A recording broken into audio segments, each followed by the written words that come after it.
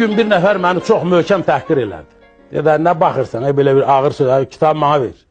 Oxumaq istəyirəm. Elə dedi ki, elə bil qılıçla başımı kəstilər. Elə bil nizə ilə gözümü çıxartdılar, başıma qapaz vurdular. Dünya başıma hərləndi. İndi təsəvvür maddi cəhətdən gərgin adam, istədiyim şeylərə çata bilmirəm, çırpınıram o tərəfə, bu tərəfə gərginliyim, çəkilirəm xəlvətə bəzdən ağlayıram ki, bu nə vəziyyətdir filandır. Özümü öldürmək istəyirəm bu vəziyyətlə bağlı. Bir də gördüm, Allah rəhmət eləsin, bizim böyük alimimiz bana dərs demiş, Abbas Zamanov içəri girdi. İçəri girdi, gördüm, mən həməşəki havada deyiləm. Nə olub, dedim ki, Abbas müəllim, valla mən özümü öldürmək istəyirəm, yaşamaq istəmirəm, bu nə həyatdır.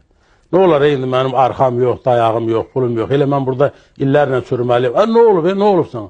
Dedim, nə olacaq, biri təhqir eləyir, bir ağzına gələni danışır. Mən, dedim, nə deyib təhqir eləyib? Dedim, bir ifadə işlətim elə. Dedi, ay, biz də buna ümid bəsləyirik, bunun haqqında gözəl sözlər işlədirik, bu ədəbiyyatımızın gələcəyi olacaq, gözəl şair kimi yetişəcək. Bu ağıldan geçsən səndən heç nə çıxmaz. Nətər olur, ha? Bəxtiyar Vahabzadə, Abzər Xəlafov, Gül Hüseynoğlu, mən, Əmirxan Xəlilov, sana da Əli Fəhmi rəhmətlik, sana dərs deyən adamlar hamısı Zəlimxan deyəndə havalanır. Bu qədər böyük şəxsiyyətlərin, ziyalıların, alimlərin məhəbbəti səni yaşatmır. Bir nəfər sana bir söz deyib, özünü öldürmək istəyir, ay, ged öldür dedi. Görə kim qazanacaq? Bəs çətinlik nədir? Həyat nədir? Mübarizə nədir?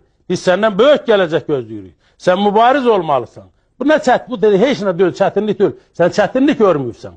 Çətinlik görsən, bizi kim onda görərsən çətinlik nədir? Və mən ayıldım, gözümə gəldim ki, bu kişi nə deyir? Bəlkə bu kişiyi mənim taleyimi xilas eləmək üçün Allah göndərdi bu məqamdakı. O dardadır, vurnuxur, həlak eləyə bilər özünü, ged onu xilas elə. Mən öz taleyimlə, həyatımla bağlı yüzlərlə belə misallar çəkə bilərəm. Bu misalları mən niyə çəkdim? Ona görə çəkdim ki, bugün sizin gözünüzün qabağında olan Zəlimxan Yaqub hazır halva göydən zəmbillə emməyib.